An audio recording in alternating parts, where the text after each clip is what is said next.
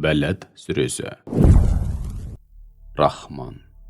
Әрі аса рақымды Алланың атымен бастаймын. Мынау қалаға, қасиетті Меккеге серт. Уа елшім, сен осы қаланың қасиетті болуына мол үлес қосқан тұрғынысың. Сондай-ақ, қадірлі әке Ибрахим мен қадірлі перзентке, яғни Ибрахимнің ұрпағы Мұхаммедке серт. Шын мәнінде, біз адамзатты машақат пен сынаққа толы өмірге жолдадық.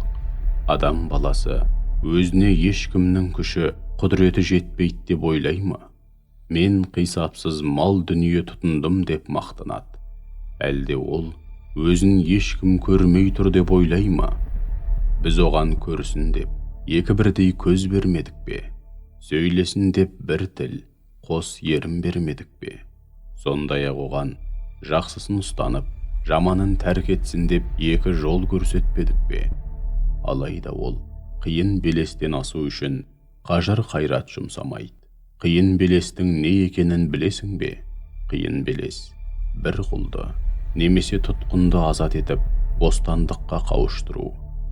Яки қиын қыстау шақтарда ас-ауқат беріп тойдыру, туыстығы бар жетімді немесе топырақты төсеніш, аспанды жамылғы еткен үйсіз күйсіз қамкөңіл пақыр міскінді тойдыру. Содан соң шынайы түрде иман келтіріп, бірін-бірі сабырлы болуға және мейірімді болуға шақырып, игі кеңес беретіндерден болу. Міне, сол амал дәптерлері оң жағынан берілетін бақытты жандар. Ал аяттарымызға сенбейтіндер болса, олар амал дәптерлері сол жағынан берілетін бейбақтар.